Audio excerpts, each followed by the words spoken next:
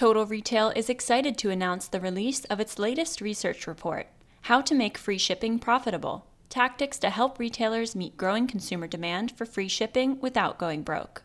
Based on a 10-part article series that Total Retail published on this topic, the report intends to educate retailers on various ways they can offer free shipping without it becoming a money-losing proposition. You can download the complimentary report at mytotalretail.com/resources. Welcome to Total Retail Talks, your podcast channel for retail knowledge. Hi, I'm Joe Keenan, and welcome to this episode of Total Retail Talks. Today I am joined by Dana Zumbo, who is the Business Development Manager for Zappos Adaptive. We're going to be talking to Dana today a little bit about Zappos Adaptive's first ever digital single shoes program. So thanks for joining me, Dana. No, thank you so much, Joe. I appreciate it. So to get started, I think most of our audience is familiar with Zappos, but maybe not as many are familiar with Zappos Adaptive. So first, let's get started by having you tell us a little bit more about Zappos Adaptive and why the company decided to launch the program or the initiative. So yes, so Zappos Adaptive began, the whole idea started about 6 years ago when one of our employees was taking a call from a customer. We have a customer service department, and the customer was returning a pair of shoes she bought for her grandson because they didn't work for him. And as our employee was getting to know and asking questions on what she needed for her grandson, she had shared that her grandson has autism and he didn't have the dexterity to tie shoelaces. And the larger his foot size got, the less options she was finding for him. And so she was returning these shoes, and the employee was like, no problem, let's see what I can find for you. And again, this was 6 years ago. He went on our site and he was doing some shopping to try to provide a solution. And sadly, he could not find something that worked for her grandson. And he walked away from that call really just with one question, is like, how do we serve all customers? Because Zappos in general is really all about customer service. We have a motto on our building that says we're a service company that just happens to sell blank. And we really rely on our engagement with our customers. And we look at Zappos Adaptive as really just an extension of the customer service that we provide at Zappos.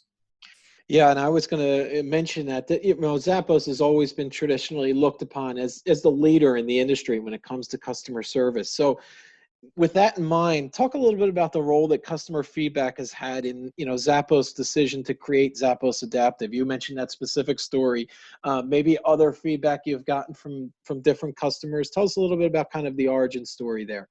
Well, yes. So in order for us to even determine if this, what is needed, we did a lot of research. We talked with a lot of people with disabilities, parents who have children with disabilities, and different organizations who serve the disability community, because we needed to better understand what the needs were before creating anything. And certainly with all of the feedback we got, a lot of the feedback was we can't find products that work for us. It's hard to shop. If I'm shopping online, I have to go to 20 different websites. And so from the perspective of people that we surveyed in our research, we knew we had a couple things being Zappos. We knew we had the platform to sell product because we've been doing that for, at that time, it was 15 years.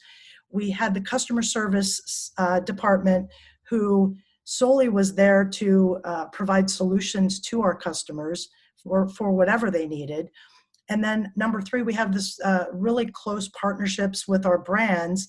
And we knew that if we could bring those three things together with the information and feedback from the community, we could create a shopping experience that made it easier for people to shop for what they need, and also expand product assortment based on what we heard the needs were from the community.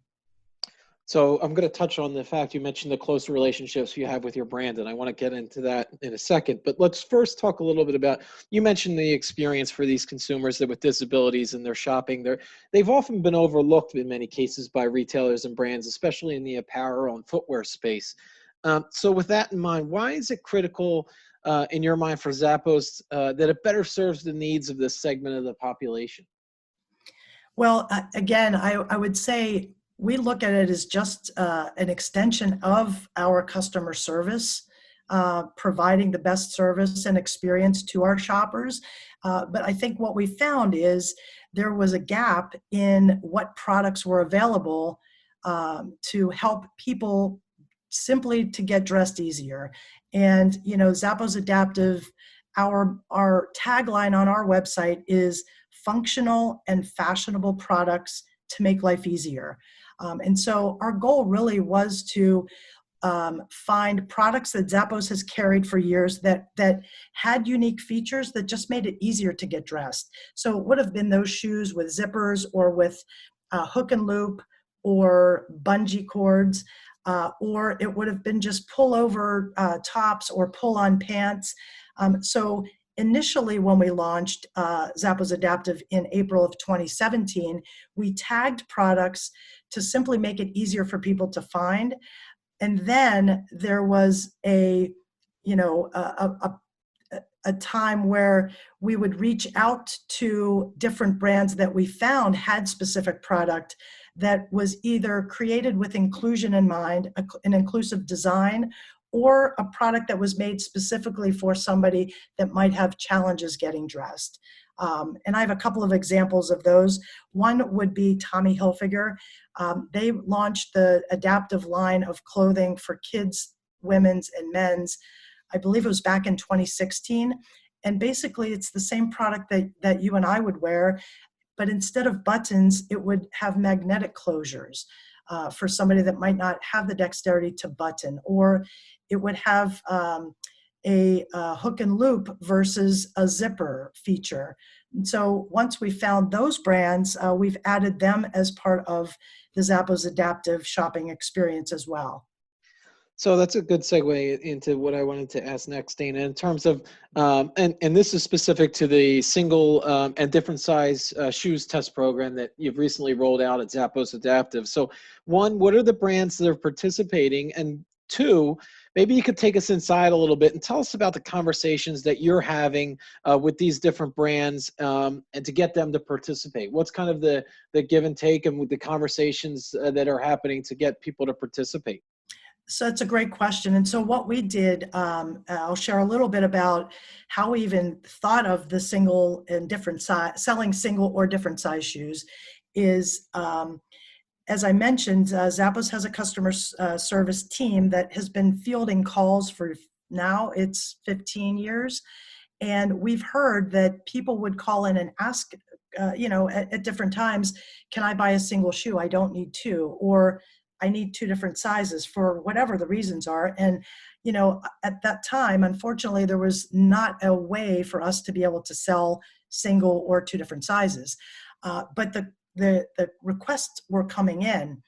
What happened was when Zappos Adaptive launched in April of 2017, we started getting requests through our own email of people asking the same question, but it was coming up more frequently. And the responses were just coming, honestly, on a weekly basis, we would get multiple requests for single shoes or two different sizes. And so it was too much to not pay attention to. And again, we look at it as it was customer feedback, that one customer that shared her story that led to Zappos Adaptive launching. So we value that feedback. And so what we did last year in March, we posted a campaign on our Facebook page, and it simply said, we heard you. If you're interested in helping us explore selling single shoes, please take this survey. And so we had a survey and we created a lot of different questions because we wanted to get as much information as possible to be able to build and create a test program around this idea. Within 3 weeks, we expected a couple hundred responses. We had to turn the survey off because we had 2,600 people take the survey. And so to answer your question on where the brands came from, it came directly from the survey. They asked for specific brands. We took the top 5 brands and then added a few kids-only brands to launch the test program. So again, it's about a year and a half after that survey, we were able to launch this test, and it was 2 weeks ago that we launched. So as we mentioned, the test, and like any part of the business, I imagine you're closely monitoring the results of this test, and you're looking at different metrics. So do you want to tell us a little bit about the metrics that the company is evaluating, whether that'll be kind of dictating the decision on whether to roll out this single and different size shoes test program on a more of a full-time basis? Yeah, absolutely. We're looking at so many different kind of aspects of the results. The obvious one is sales, so in the first 2 weeks, we've exceeded our expectations in sales. So the demand is there. The other piece of it that we are, as I mentioned earlier, is the customer feedback. In order for us to determine if this is something that could be a permanent way to sell product, we need customer feedback. Are they happy with the brands that we have? Do we have the sizes? Do we have the widths they need? How was the shopping experience? Was it easy to search for the product that you need? So we have an additional surveys on our singles landing page to gather that feedback in order for it to help us evolve the program into a better shopping experience. The other piece of it, there's a couple other things that we're looking at. Obviously, new customer acquisition. Initially when we launched the survey last year, the number was 50 to 60% of the people who responded to that survey would be new customers. They were not a current Zappos customer.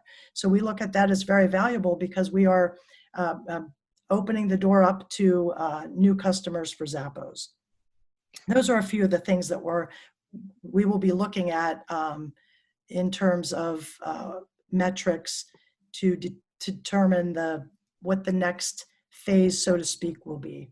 Yep, and determining, and you're serving a community in need, and as to your point, you want it to be inclusive, and just like any other customer that coming into the organization. One question I did have is in terms of fulfillment of these orders. That would seem to be the challenge here with different sizes. We're only sending a single shoe in a box.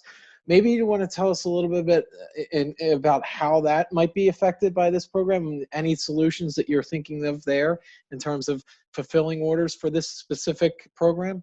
Yes, so that's a great question because it is different than the traditional way we buy and sell product. Because it's a test, what we are doing is we are buying the pairs from the brands, just like we would any other order. And we have a special team that does special projects that has helped us with this project.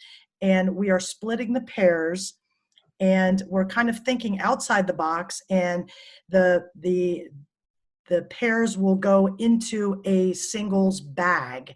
And the bag is a branded Zappos Adaptive bag, and it is a resealable bag. So if somebody has to return that shoe, they would just have to use the same bag to put it in a Zappos box and ship it back. So we tried to make it easier on the customer for if they had to return it. But in terms of the way that the customer would purchase the product is the same as you would buy any product. Once we separate the left and the right, it goes on the shelf to be bought just like any other product on the website. So you would go and shop that way. Yep, almost two separate pools of inventory there. Correct.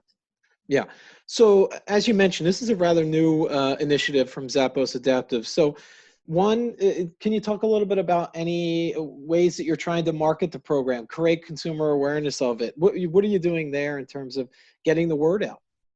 Well, we did do a press release announcing the program. We had there was a lot of media attention around it. I think, people have been asking and waiting for this for quite some time. So we already had a database of customers and non-customers who were waiting for this program. So we also did some email marketing to share the announcement. But I would say the most successful is our social media. We did campaigns from the very from when we launched. We are working with an influencer. He is a comedian, author, and he has a large following. He has one leg, and when he found out about the program, he has been swapping shoes with somebody. He has a soulmate, he says. And so when he found out what we were launching, he wanted to be part of it. So we are also working with him to spread awareness, not only to people with disabilities, but also to the broader audience, because we did find that 60% of the world's population simply has different size feet. So this goes way beyond and really caters to a larger audience as well. Yeah, that's really interesting. One thing that comes to mind for me is there might be some opportunities, and I don't know if you've done this or this is potentially on the roadmap going forward, but partnership opportunities with organizations that serve these communities, whether it be, soldier, returning servicemen and women that might have lost a leg, or it might be an amputee. Is there different types of service organizations and communities that might be able to be partners with this program? Absolutely. It's funny that you mentioned it. We just got connected to an organization called the Amputee Coalition, and a lot of the models that we have used as part of over the years who might be amputees are also very connected. So the network just continues to grow, and we are also close to the medical community, the occupational therapy side of things. So there are lots of avenues for us, not the traditional sense, but that definitely caters to the audience that they serve as well. So finally, Dana, and this is a great program that Zappos Adaptive has introduced. Tell us a little bit about how consumers that are going to Zappos.com might best find the single and different size shoes page. Yes, so when we initially launched, we were on the homepage of Zappos that would have been right on the front.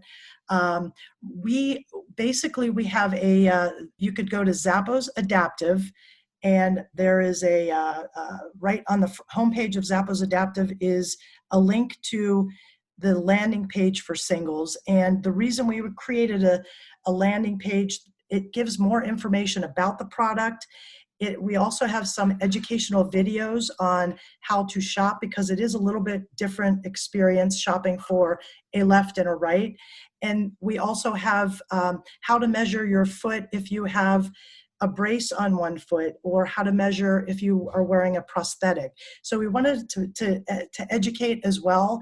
And then from that page, you could shop by gender, by style, or whatever it is that you'd like to shop by. Yeah, you want to be more than just a seller of product. You really want to be a resource for these customers, it sounds like, with that page that you've created. Actually, yes, and I appreciate you saying that. The landing page has all of the information that I just described. We also have an FAQ page.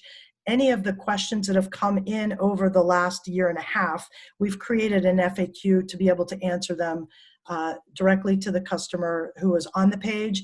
And then we created, to your point, it's more about selling product. We created a community page, and we've had a few people share their stories around why this program would benefit them. And so we're showcasing those videos of people and how this impacts them. And we will also be taking different stories from our social media campaigns. We have a hashtag Show Us Your Shoe. As people are sharing that information, we will be incorporating additional stories on the community page, just to create an engagement around the program. Great. Well, I want to take this opportunity to thank Dana Zumbo of Zappos Adaptive, for telling us a little bit about its work with the single and different size shoes program. Thanks for joining me, Dana. Thank you so much, Joe, for the opportunity. For more information on this podcast, please check out our podcast channel page at mytotalretail.com/podcast for show notes. Total Retail Talks is available on Apple Podcasts, Google Play, Spotify, and Stitcher. Make sure to subscribe on our podcast channel page as well. If you've enjoyed this episode, please take a few moments to rate and review this podcast. Thanks, and until next time, this has been Total Retail Talks. To download Total Retail's latest research report, How to Make Free Shipping Profitable, go to mytotalretail.com/resources.